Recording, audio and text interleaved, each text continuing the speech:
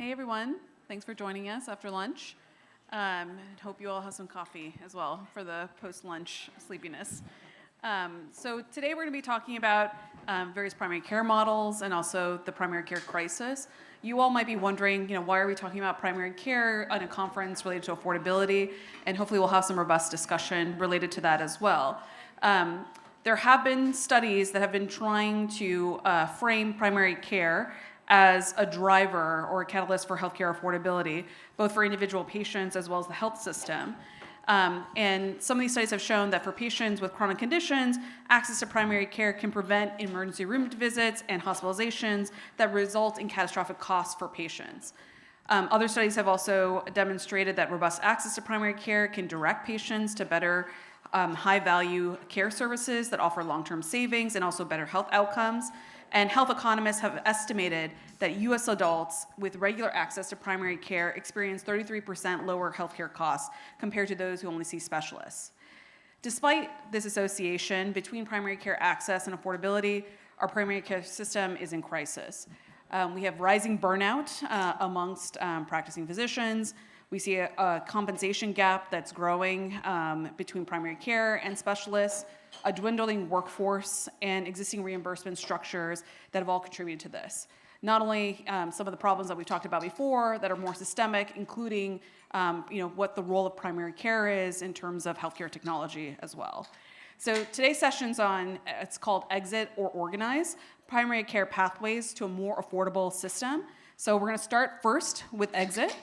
And we have on the panel primary care doctors who've chosen a model of healthcare delivery outside of the regular insurance reimbursement model. So first off, I'll start off with Kenneth. Can you please talk about what direct primary care is and why you moved towards this model? Yeah, thanks. So one of the core truths we believe in the direct primary care movement is that primary care, which is routine and relatively inexpensive, should not be paid for through insurance, which is supposed to be for large, catastrophic, rare events. Part of why we do what we do as a healthcare system is almost accidental. So insurance started in the US, insurance started in the 20s when penicillin was first discovered, all care was catastrophic, and then expanded through employers in the 40s and then Medicare, Medicaid in the 60s. All the while, medicine was getting more and more preventative. Framingham studies in the 60s, blood pressure, cholesterol, we learned that we could reduce costs by being more preventive. And so what direct primary care does is we don't take any insurance. Instead, we do a monthly subscription to our patients that pay us directly. And that's pretty much the premise of it. One thing that I do want to mention, because a lot of people are familiar with concierge and we get grouped in all the time. The biggest difference, there's two big differences between direct primary care and concierge, and it is the business model and the culture. So concierge generally charges a large, usually annual fee in addition to insurance. So I call it fee-for-service with a gold necklace. And to justify their existence, they'll do all sorts of things, full body MRIs, a bunch of labs you don't need, special parking, special doors, whatever. Direct primary care, we get rid of insurance, period, and we're able to drop that overhead, make it a lot more accessible to a lot of people. And because at our price point, we take care of a lot of uninsured, underinsured people with health shares and alternative kind of things, we have to figure out a lot of things for them. And so what you'll see a lot in direct primary care practices is labs. We participate in GPOs where we can get blood counts for like $6, vitamin Ds for $15. With insurance, it's like $30 to $60 for CBC and $200 for vitamin D. A lot of us do on-site dispensing, so we just buy from the wholesalers, have the medicines on-site. It's cheaper than your $4 list, GoodRx, cost plus drugs.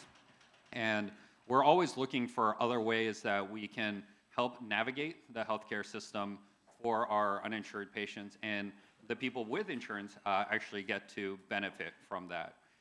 And so I'm hoping that people stop associating direct primary care with concierge, because we do, it's almost like they talked about the K-shaped economy. We're helping both, right? We can take care of anyone from the blue collar, uninsured, or even between jobs, all the way up to some executive, and even in my practice, we see that as well. So I think I'll pause there with the intro. Much. We also have physicians on this panel who've also chosen to band together for affordability and sustainability. So Paul, we'll start off with you. Can you talk about how Valley Medical Group works and if other groups can follow this model and any sort of barriers to even starting such a model? Sure, thank you,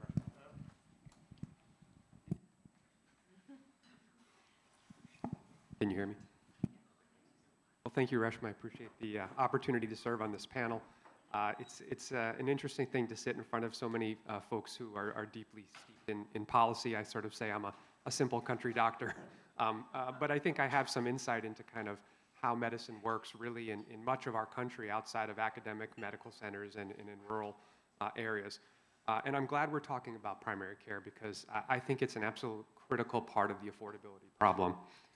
And, I think everyone here understands at some level one of the functional problems in primary care, which is that, we're sort of held accountable for outcomes, but we really don't have the ability to influence the drivers of cost and utilization. And so I think that's always been a challenge for us. Okay, we'll try microphone number 3. Is that any better? Okay, thank you. Let's try that again. So, at Valley Medical Group, we've really been pursuing this sort of middle path, what I would call a build strategy, and I'd like to share just a little bit about us. We are an independent physician-led practice in the Pioneer Valley of Western Massachusetts. We're a multi-specialty group, but we really are primary care driven. We've been in place for 40 years, which is pretty unusual. We care for 50,000 patients. We participate with all payers, and we employ 400 people, 100 of whom are providers, and all of whom are shareholder owners. So I think that's a very, very different way to structure ourselves. And I tell folks that ownership structure really matters. I think that the people who are making decisions are members of the community. They live and work with the patients we take care of. We see them at the dump on Saturdays when we take our trash or drop our kids off at school. And so I think that accountability to our neighbors is a really important part of kind of the pathway that we have taken. Because we're so community driven in terms of our model, we really believe that an important part of affordability comes from that primary care mission to manage population health proactively. We think it's critical to take care of our patients like family, to be proactive about prevention, but also to be involved in the coordination of care and really to anticipate trouble, to keep folks out of trouble, to prevent people from the pain, both financial and real, physical and emotional of crises. And the key lesson we have learned is that primary care really cannot do this unless we control the contracting and have accountability for the cost of care. And so for many years, like many independent practices, Valley Medical Group sourced our contracts through hospital-based physician hospital organizations. Or PHOs. And over time, essentially, we came to understand that the incentives that the hospital had were not aligned with our incentives as a primary care group. And so fundamentally, hospitals are mostly in the fee-for-service business. They create revenue from high-cost procedural types of care. And that, the value that we create in primary care is really very different. That comes from we talk about keeping folks out of trouble. That's our real problem, our real purpose in primary care. And so recently we made a major strategic decision at Valley Medical Group. We withdrew ourselves from the physician hospital organizations that we've been part of for many, many years. And we joined an independent physician association, or IPA, called ARCHES. And the goal wasn't simply just to be independent. It was really about creating a structure where physicians could manage risk through contracts with insurers, where we could retain the value that our providers were creating rather than having that be diluted by specialists and hospitals. And again, I don't speak ill of those folks. They're very important. I sure want a high-quality hospital if I have a myocardial infarction, but when they're in our contracts, it makes it hard, I think, for us to align our interests with those of the patients. And so I think, the real opportunity here is really for primary care to become part of the driver of change by being closer to the financing of care. And so, we have to control the contracts, we have to control the data, and ultimately we have to be accountable for the cost of that care. I think I'll stop there. Thank you so much. And finally, we have Michael, can you talk about how doctor unionization can make healthcare more affordable for patients? And if so, how? Sure. And let me give a bit of context because I think it didn't come in the introduction, but I'm also here representing the majority of primary care physicians now in the country who are part of health systems. So I, in addition to being a health policy faculty member at Brown University, I'm also practicing primary care physician at Mass General Brigham, which has come up multiple times today already. They're the largest healthcare system in the state and include Mass General Hospital, Brigham and Women's Hospital, where I practice, and many other outlying community centers. Last year in May, actually we had our 1-week anniversary last week. Nearly 90% of my primary care physician colleagues voted to organize into a union, and we're still awaiting recognition from our employer, but I'm on the organizing committee of the Mass General Brigham Primary Care Physicians Union. And so, my perspective is from the standpoint of how can primary care physicians within health systems hold health systems accountable for primary care's role in making healthcare better and more affordable.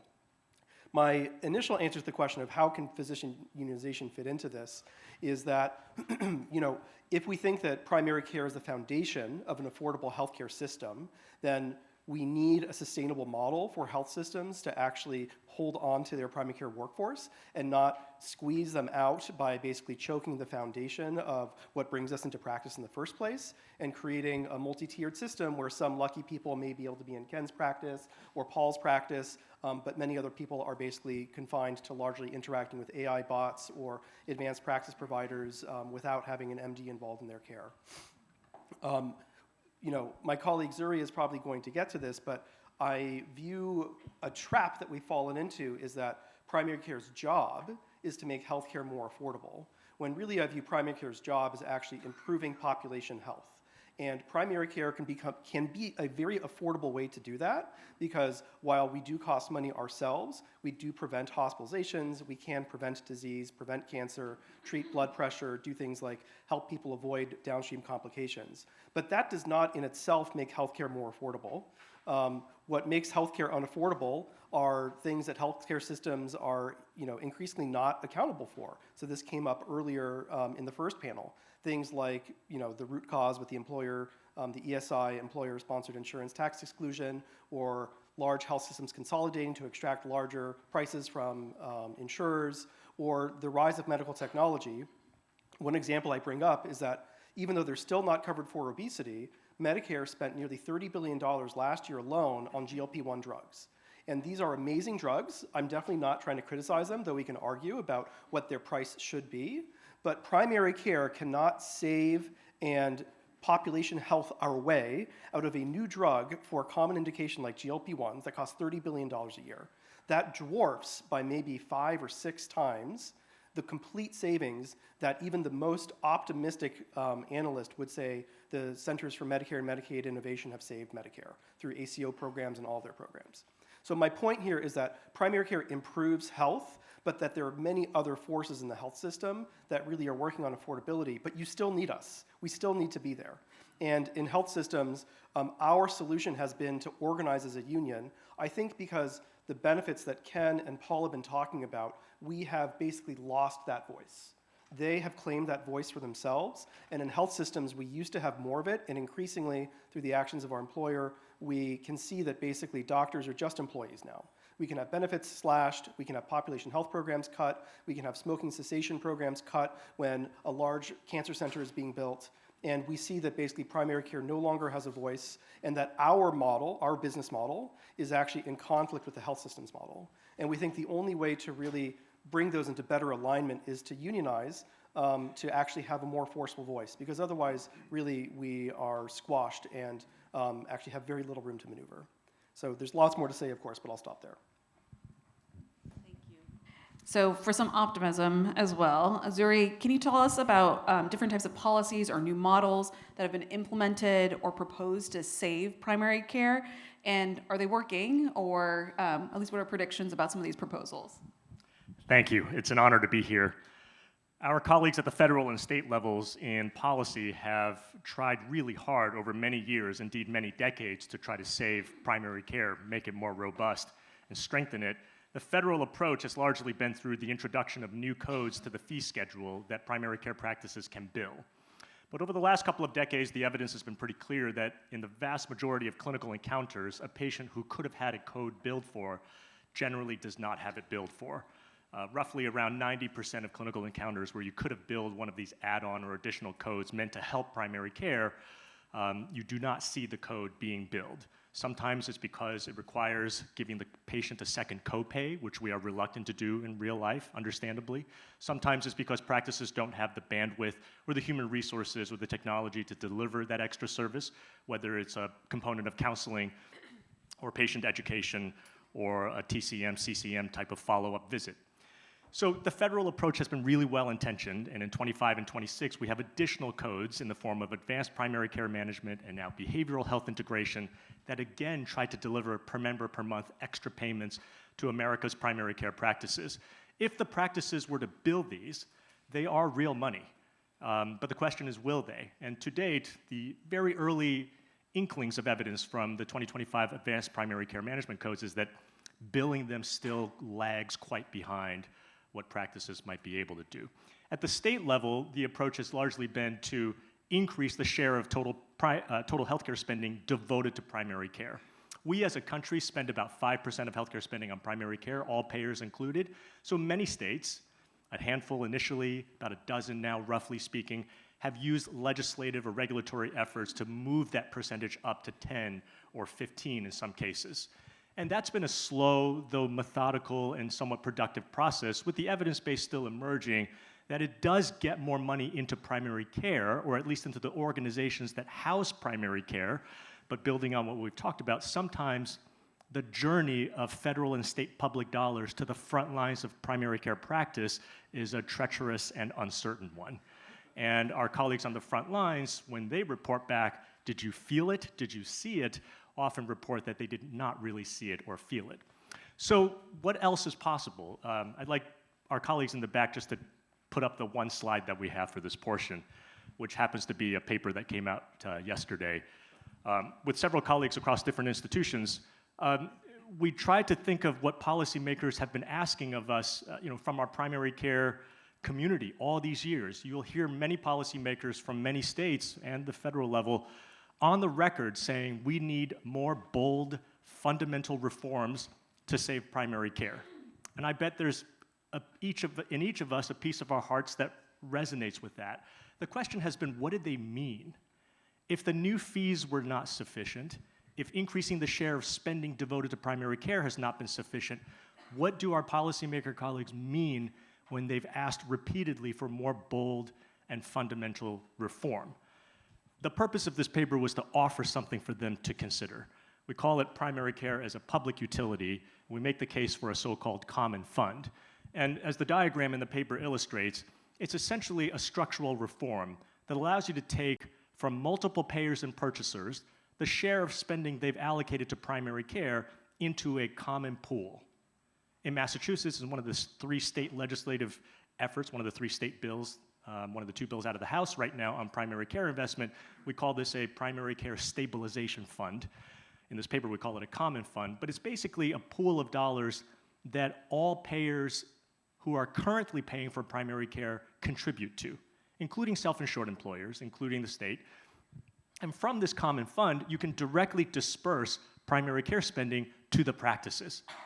And so it fulfills several other motivations, which I've listed here at the top, which is that this resolves a administratively complex issue about practices having to deal with multiple payers. We've all felt this in our lives, multiple forms, multiple systems, multiple quality measures.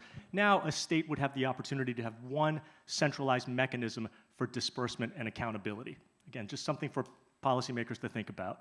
It also solves the problem that we respect in federalism, which is that states currently don't have the authority to help primary care in every citizen or member's lives. States can only touch state employees, the fully insured commercial market, and the uninsured. Well, in most states, if you add up the self-insured commercial plus the Medicare population, that's often more than 50% of your state's population. So states are just naturally constrained in their ability to actually support primary care. And a common fund is a way to get around that. It allows you to disperse directly on a per capita, per head basis, if you can get around some of the ERISA and Medicare issues, which we talk about, but it both respects federalism and gets around the state authority constraint. And it gets around the pluralism issue, because right now, if you were to help primary care with a 1% per year more spending type of approach, it turns out that that 1% is a different dollar amount if you have more market power versus less, if you have more commercial patients versus less. And so it's just inherently inequitable in many ways, and this allows you to do it on a more equitable basis. There are a few other advantages that I've listed here. One is consumer choice and freedom. Now, like Ken said earlier, primary care follows the patient. If you switch jobs or switch employers, you might have to switch your health insurance, but at least your primary care stays with you. At least the common fund keeps paying for your primary care. You're even so free as to, as we learned in the ACA discussion, not have to eat your broccoli. Meaning, if you did not want primary care and you wanted to forego it, you can forego it. There's no mandate here on the part of the patient.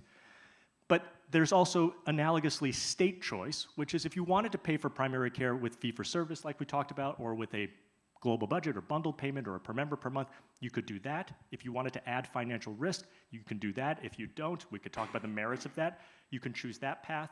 So states are given the liberty to decide for themselves what kind of approach they'd like to take out of the common fund.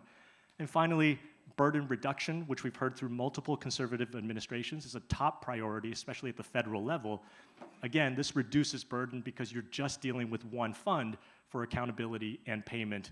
And that fund can still do some quality measures that you agree to or that a state chooses, but it's no longer 20 different payers. The philosophical compromise, which is the last point you might see here, is just a natural one, in that this is neither a total free market nor a single-payer approach to the entirety of healthcare delivery. This is what you might call a multi-payer financed pool that's single mechanism delivered, that allows some of the very priorities of our right-of-center colleagues, like consumer freedom, state choice, and burden reduction, to be achieved, while also allowing some of the prized values of our left-of-center colleagues in terms of universality, equity, and at least the guarantee of primary care following a person to also be achieved. And so, again, not a blueprint for every state, but just an approach to what policymakers have long, I think, wanted or demanded from at least the academic or primary care community in a bolder or more fundamental type of reform. And outside of Massachusetts here, in one of our 3 state bills, California has a version of this, which our colleague Kevin Grumbach from UCSF has more insight to, but I'll stop there for the moment. So much. So I have some questions for the group, and you feel free to kind of chime in. So Michael, you made this distinction between access to primary care and also primary care as a driver of affordability, and the kind of the systemic constraints that might prevent primary care for being a driver of affordability, including obviously adoption of new medical technologies, also consolidation in primary care. We're seeing health insurers buying primary care practices as well. That's creating interesting incentives in terms of costs as well. Negotiations that providers are having to be able to offer certain services that still may be unaffordable for an individual patient at the end of the day. And so just to all of you, we want to have big picture ideas around this, right? It's not an easy solution to solve. There's probably not a silver bullet for this. But if you had to kind of think about what would be transformative for ensuring both access to primary care and also affordability for patients, what sort of policies should we be pursuing, either at the state level or at the federal level, or even more locally? Yeah, I'll say one thing about this, which is, first of all, I'm actually a full-throated supporter of the model that Zuri and his colleagues have come up. The bill in Massachusetts is called Primary Care for You, or PC for You, and I think it could be transformative. But the thing I want to kind of build on from my prior comments, and that fits into the other comments today, is that I do think in the past 15 years or so, primary care has kind of gotten itself into a policy messaging trap, which is we can make everything cost less by building on primary care and having primary care doctors do all this amazing stuff, and we'll have these cool quality measures, and we're going to make everything better. And I think what's happened is that, first of all, it's very difficult. Second of all, it creates a lot of administrative burden. And third of all, it was always a logical fallacy that primary care was somehow going to overcome all of these other market forces. And what it did is it shifted the conversation to primary care doctors having to justify our existence by saying, oh, we're going to make the budget better by just doing our jobs, as opposed to something that could be built on the chassis of Zuri's argument, which is primary care has to be paid for as a public utility because everybody needs it, and it's the most affordable and robust way we know to ensure population health. And so I think something that at the union we want to do is try to hold our organization accountable for not trying to pigeonhole primary care as you guys get more money only if you can show us that you're saving money. Because we don't ask that from any other specialty, and we know that primary care is essential and that people don't have access to it. So I think I just want to shift the conversation that primary care is not a tool to save money, it's a tool to deliver primary care which everybody needs, and that we need new financial models to make that sustainable because primary care deserves its own investment. I would clap too. I agree with everything Michael said. And I agree that I think that this model that Zuri has raised is really promising in primary care. And I guess I am left with this idea that this stabilization fund is necessary but not sufficient. I do think that we have to increase the amount of funding going to primary care because of the crisis in primary care. And I think we spent some time as we prepared for this conversation talking about workforce issues in primary care. And I would challenge anyone in this room, I hope you don't have to move soon to a new community and try to find a primary care doctor, because it is a disaster out there. And that doesn't just include uninsured patients and folks on Medicaid. I mean, that is, CEOs and presidents of companies. I have family members and friends in the community constantly, new doctors moving to the community, and they say, hey, can you help get me a primary care doctor? So I think these access issues are enormous, and I think at an affordability conference, I'll say something that might be unpopular, which is I think primary care needs more money. And I think everyone on this panel would agree with that. There is no question about that, but it doesn't solve the affordability issue. And I agree with Michael. I mean, I don't think it's all of ours to solve, but I think it does have to start at primary care, in part because we are uniquely positioned to have visibility into all aspects of healthcare. And so while I don't think it's fair to hold us accountable for the total cost of care when others, there is a vast array of other drivers of that cost, I do think that we have to play a role, if you will, as the quarterback of the team in some way. And so fundamentally, I think when you structure employment and compensation to remove physicians from direct line of sight of the cost of care, it makes it very hard for us to keep our eye on that ball. And so I tell folks, in my practice, because the folks who provide primary care are owners and shareholders and show up and learn about the business of medicine, they are qualified to talk with patients when they have questions about affordability. I told the story at lunch today. I came to practice in primary care 24 years ago, and I thought, man, I just want to put my nose to the grindstone and learn about medicine because there's so much to know.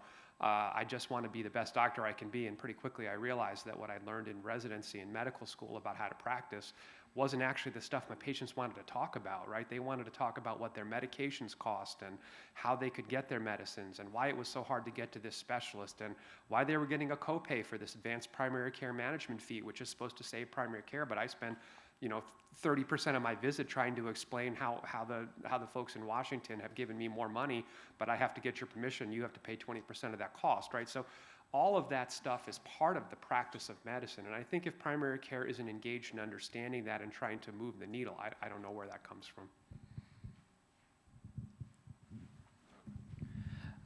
There are two reasons that family physicians have burned out and why DPC is doing so well right now. First is they're not getting paid enough, and second, the administrative burden is too high. And I think for the last probably 30 years, people have tried to play in the system, and it just hasn't worked, right?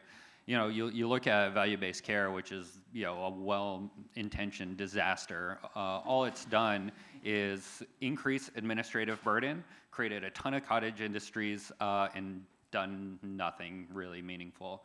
And so what DPC is doing and why it's growing so fast and why you're probably hearing more and more about it is we are showing that, with our membership rates, that people are willing to pay for good primary care, even if third parties aren't, and that we can deliver really good care that people want and people need without having to check 50 boxes. And so I think inherently the business of primary care cannot exist inside a hospital system. I think insurance, government, a lot of times will get in the way of themselves. And to Michael's point about we're trying to stay in the system so more people can access us, so only lucky people can access my practice. I don't think that's true. I think we're shifting the seat of leverage, right? Like I mentioned, primary care doctors have tried to kind of get better resources inside the system for decades, and it hasn't worked. So now we're outside the system, we're doing well, the business is sustainable, it's growing, and we're going to Medicaid, Medicare employers and saying, hey, we want to charge this rate, and we don't want to check these boxes. And a lot of times the answer is, well, what if we paid you a fourth of that and made you check 100 boxes? And we say no and walk away. And then they're like, oh, well, you're not helping poor people. No.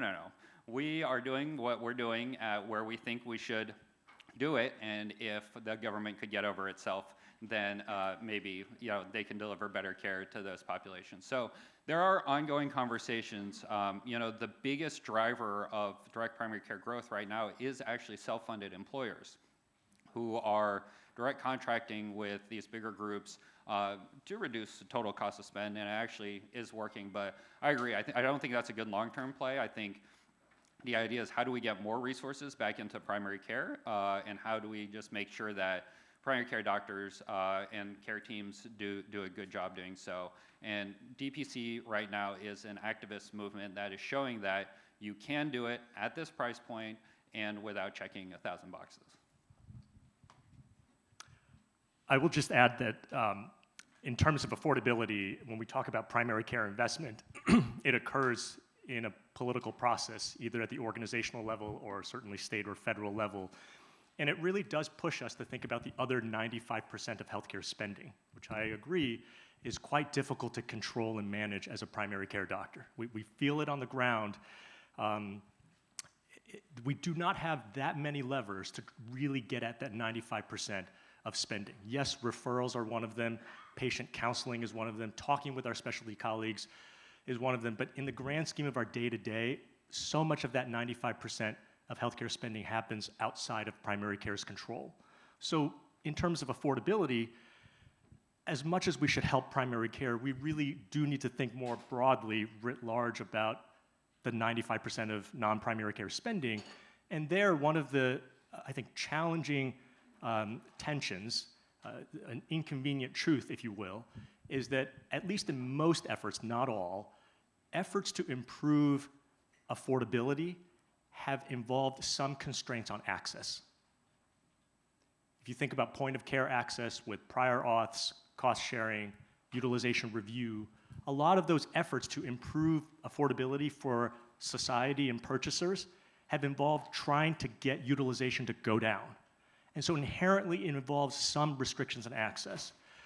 But in today's era, the affordability challenge occurs alongside an access challenge. There are two mutual, dual burning platforms of access and affordability. And it just so happens that efforts to improve access, which we all are familiar with, generally increase spending. Because inherently, that's the point. And we've seen this in randomized trials from Oregon, as well as in Medicaid trials, as well as whenever we introduce coverage to previously uninsured populations, And that's a good thing. People now have health care that they didn't have before, and they derive all sorts of physical and mental health benefits and financial security benefits from that. It's just that after all of that is said and done, healthcare spending tends to be higher than without the access improvements. So I think for all of us in this room, it's really helpful to discuss and talk about how do we thread the needle to achieve both access and affordability, because typically they are at tension with each other. Now, when we think about healthcare spending, for just reducing spending society-wide, you generally have the two levers of prices and quantities. And on the price lever we talked about this morning, regulation versus competition, we talked about provider consolidation. And on the quantity lever, we typically have things like changes in eligibility of who's in or out of an insurance program, changes in coverage, what do you cover versus not cover, changes in capacity, how many clinicians do you train and certify, buildings and machines and scanners to build. And then we talk about all the point of care, managed care types of techniques. And so I think our current challenge is to try to get beyond that existing 30 to 40 year experiment with reducing total spending while not constraining access. And we've already alluded to some of this. One of the biggest buckets probably is to reduce low-value care outside of the primary care context. In that 95% of healthcare spending, which, by the way, the common fund approach just leaves as is to make it more palatable and less threatening and less disruptive to the rest of the system, but in that 95% of healthcare spending is a great deal of low-value care, measured at anywhere between a few percent to 25, even 30% of healthcare spending. The truly unglamorous, hard, day-to-day, hand-to-hand battle work of not doing something is really hard. Economist Henry Aaron, not the baseball player, at the Brookings Institution once wrote a book called Can We Say No as America in the Healthcare System? His answer was basically no. We can't say no. And saying no is really difficult when, of course, there's patient demand, but there's also the profitability of high-priced services, especially at HOPD settings with facility fees, plus professional fees, plus a fee-for-service context, plus high prices from consolidation, all of which fuel a lot of sort of gray area, maybe appropriate, maybe inappropriate utilization, which I know the LOWN Institute has been focused on over the years. And so a true gut check question is if we can achieve both dual pillars of the burning platforms of access and affordability, how do we as a primary care community go about helping the other 95% of healthcare spending actually be okay with saying no to doing something that was not needed? I'm not sure we've done that work. Kenneth is totally right. In the ACO context, we've learned a great deal. Dana Safran is here, one of our early innovators in ACO contracting. We've done a lot, we've learned a lot. I'm not sure that we as a primary care community have moved our specialist colleagues to be more okay with saying no. But that would be one of the ways you could thread the needle between the two burning platforms. Just real quick while the mic's still on this side. I just wanted to make one more comment about affordability and cost. One of our core beliefs in the direct primary care world is there's just simply too much administration. You go to any sort of like, quote, healthcare conference, and most of the time the room is full of suits that don't deliver care or anything. And to your point about low value care, I think, yeah, there might be some that is done by physicians as well, documented and everything, but like the administrative mass that is to address that probably costs a lot. I don't know what the actual numbers are, but it's too much. And you, again, I mentioned with the cottage industries, you know, there are just so many of them. And so for us, in conjunction with the checkbox thing, is like, who is actually necessary? And you know, I think a little bit about direct primary care as the Ozempic to the healthcare system, right? We're asking the question like, okay, who's really needed and what are we doing here? And if we just keep asking this right question, hopefully we can cut away at a lot of the burden, administrative burden, and more people can go do more productive things with their lives. If you look at the jobs reports, right, like their jobs were down everywhere except for healthcare, and yet we still have a clinician shortage. So like, what are all these people doing? I don't know. I don't deal with them, and that's great. Folks, line up for Q&A, but while Michael also answers this question. Yeah, I guess I just want to go back to something a bit earlier from what Zuri was saying.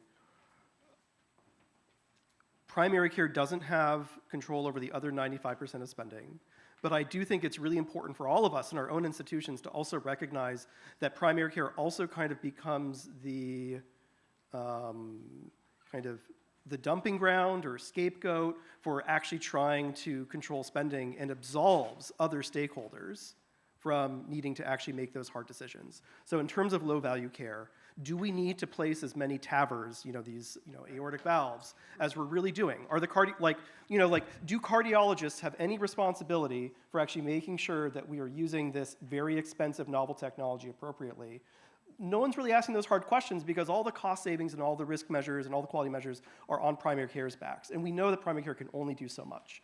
So it's not that the cardiologists are actively resisting. They're saying, well, we don't have to think about this because it's primary care's fault, but that it actually it directs all the attention to one place and is an institutional mechanism to avoid looking for accountability in other specialties where there are hard questions and there have to be losers, right? That's the issue. Someone has to lose for affordability to become a bigger priority.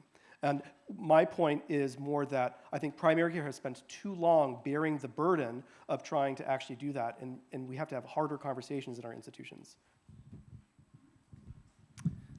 Yeah, hi. Keith Loud. I'm head of Dartmouth Health Children's in New Hampshire and primary care pediatrician. And to some small degree, although this is a big burden, part of the benefit of primary care is to hopefully keep them out of specialty offices where the lower value care might be more likely to take place at a higher cost. At the same time, I think we have to be careful about claiming that we're the most affordable or effective or efficient ways to advance population health when our public health colleagues are woefully underfunded.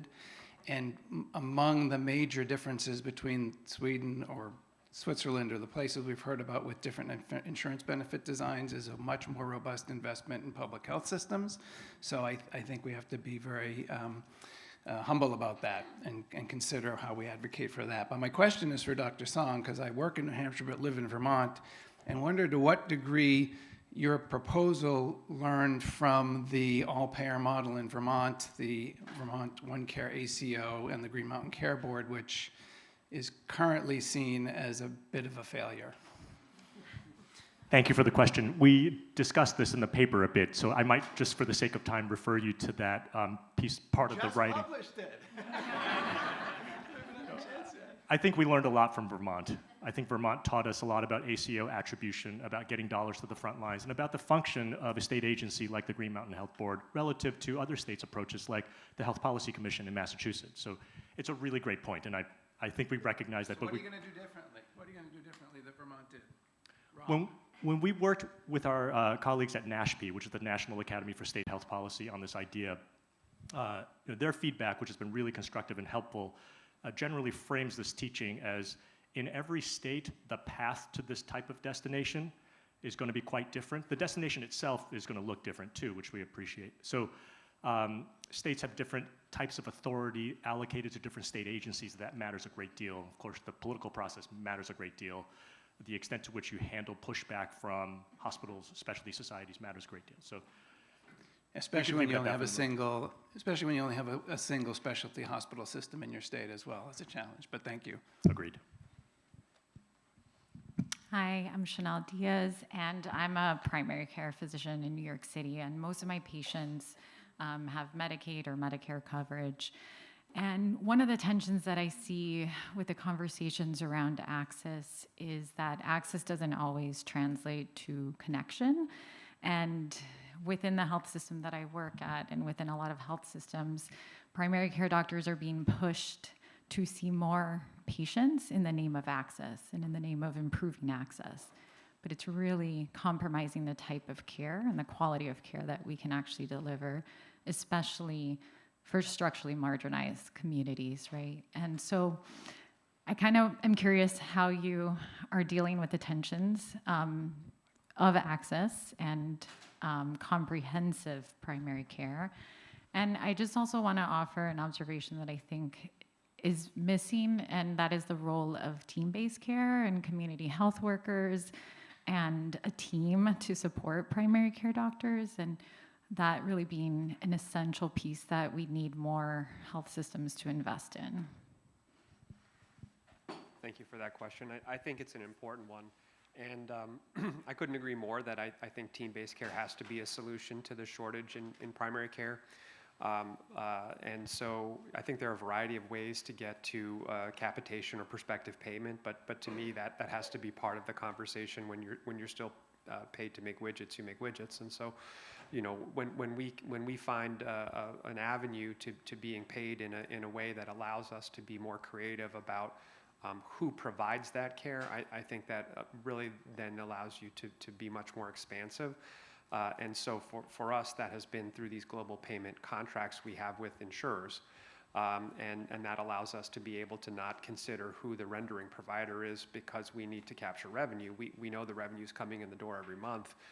Now we can have nurses who are doing that care. We can have community health workers. We can have nutritionists. We can have smoking cessation specialists, many of whom or all of whom we couldn't bill for previously. So I think that has to be a big part of this conversation.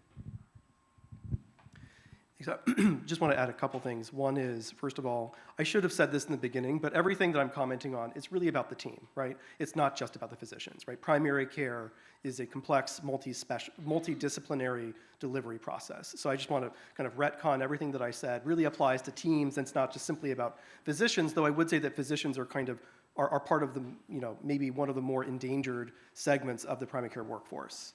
The other thing I just want to comment about seeing more patients and having to do more to increase access, which is another hypothesis or kind of contention I have that we didn't get to, is that basically primary care is the number of minutes per person per year that you need to take care of anybody, given current technology and guidelines and everything, is very different today than it was 30 years ago. And the fundamental model of primary care is very much the same. So I'll bring up the example of GLP-1s again. Maybe 30–40% of your patients might qualify for a GLP-1. You know, Medicaid or Medicare may or may not cover them, but it basically adds, let's say, a half hour in general to every patient per year because you need to talk about them and consider coverage, whether they're eligible, which one, or the ones you can start on them. They're actually quite time-consuming to titrate. And so this is where medical technology is amazing, but it adds more time to what primary care has to do, and we have a fixed box, and something has to bounce out of that box if GLP-1s go in.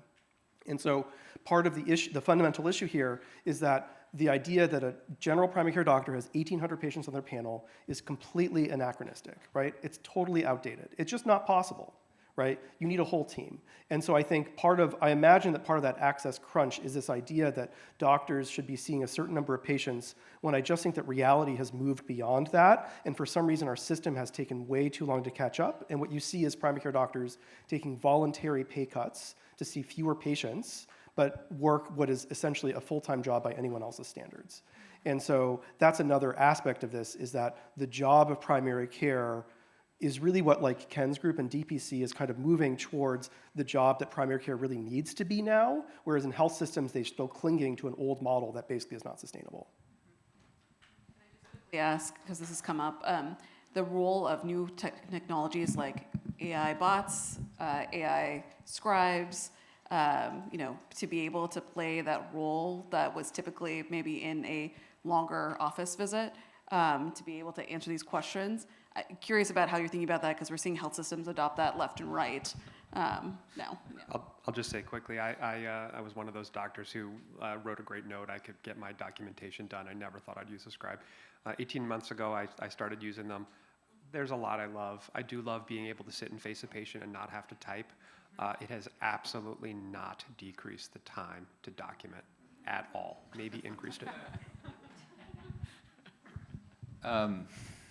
So I guess direct primary care practices, because we're not beholden to coding or figuring out how we're going to get paid or whatever, they've always been very tech forward, right? Even pre-pandemic, we were texting with our patients and doing all sorts of things that other people weren't able to do, you know, before telehealth got its own code and became a thing all of a sudden. I think in the age of AI, there's two really cool things you can do. One is you can build your own software. So like in my practice, I've built a caring context where I've taken all the office visits and our messaging platform, created a timeline that pushes into Gemini, which creates a problem list. And so you can actually like click a problem and it shows you where you talk to the patient about a certain problem. These are things I've asked all the software people for years and nobody's built it, so I did. And then 2 is data. You can take huge amounts of data and begin to really understand patients, right? So you can see maybe as their messaging volume starts to go down, you create outreach. Maybe the time between labs starts to increase and then you do outreach again, or their numbers start trending up and you can find patterns. And I think there's just a ton of cool stuff you can do. You just have to know what you want to do. And this is why, again, private practice is nice because I can kind of do all that and I don't have to go through a committee to ask for permission and then talk to like software people who don't understand what I want to build something that I don't need. And so I think AI is cool and there's just a lot of possibility. As far as the team-based care thing, I think that's pretty great. It's something that I'm working on. I think 70% of what primary care physicians do today in the antiquated model doesn't need to be done by a physician. And so the question is, okay, what does a physician need to do and who can do all the other things? And AI as well can help kind of stratify what those tasks are.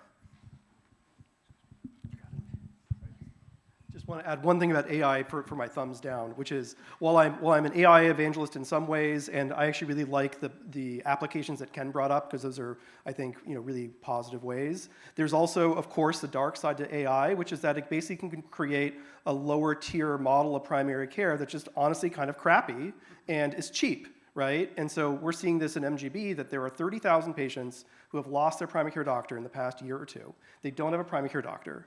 And MGB really has a problem, which is that it doesn't have enough urgent care capacity to take care of these people. And so they partnered with an organization that basically has like an AI-powered urgent care model staffed by virtualists. And while that could be a model for the future, to me, what it reflects is basically we're taking a workforce crisis and we're slapping an AI patch on it. And there are a lot of people that are just getting, really just unexciting and not great care, and they don't have a longitudinal provider. And that's a way where AI could just kind of contribute to the gradual degradation of the quality of care that we all think is ideal for people. Good afternoon, Dana Gelb-Safran. I introduced myself this morning, so I won't repeat that. Thank you to this panel for another great discussion. Thanks for thinking and acting outside the box. My question is really for you, Zuri. And the new model that you've just published about and sounds like may happen in some states. As the lead researcher that showed back in the early days of global budgets and combining quality accountability with cost accountability, that we were in fact, I think through the efforts largely of primary care, reducing cost and cost growth. I'm interested in your view of how with the new model, let's assume it gets implemented in Massachusetts, and let's assume that the choice is made. You said, the primary care fund could be, fee-for-service, could be global budget, something in between. Let's assume it's global budget. What would the connection be between that fund and the 95% in order to sustain some of the exciting findings you yourself published about over so many dozens of articles? Thanks. Thank you, Dana. Perhaps I was a bit unfair to our own work with many colleagues. Dana was may I say, the chief designer of one of the early large ACO contracts, two-sided with downside risk here in Massachusetts, where indeed, after 1 year, there was a 2% reduction in total claims-based spending. After 2 years, it was about 3%. After 4 years, we started to see net savings, where the savings on claims were actually bigger than the shared savings paid back to the providers, the quality bonuses paid back to the providers. So the actual savings on utilization began to exceed the incentive payouts, netting net savings for purchasers and society. And I think by year 4 through 8, the total slowdown of spending growth was around 8% on average, which is certainly not trivial. And there, I think the fruits of that labor, again, much of it credited to you and your colleagues, Dana, came out of emergency department utilization slowdowns, high-cost drug utilization slowdowns, some high-cost imaging slowdowns in utilization, and actually some increases in age-appropriate preventive care. So yes, I think it was quite informative in how a global budget for the whole organization with primary care embedded in it could, after a bunch of years, figure out a way to net savings that seemed sustainable. Whether or not it's easily replicable by other organizations or states or other payers, I think has been the test over the last decade or so. But if, in this model, as you ask, with the primary care providers in their own stabilization fund or common fund type of financing, it still requires all of our colleagues across the specialties and in the hospitals to have their own global budget type of incentive. Because if the rest of the system is on fee-for-service, or just pure fee-for-service, as we know, fee-for-service remains the underpinning for accounting, even in global budget models. But if it's pure fee-for-service outside of primary care, it's even harder for us to have the difficult day-to-day conversations with our specialists about co-managing a patient, not only under one physical roof, but now under one financial roof, where everything I do affects your finances, everything you do affects my finances. And the common fund could be folded into ACO contracts, going back to the Vermont question as well. It does not need to infringe upon or in any sense disagree with the ACO paradigm. Thank you. Thanks.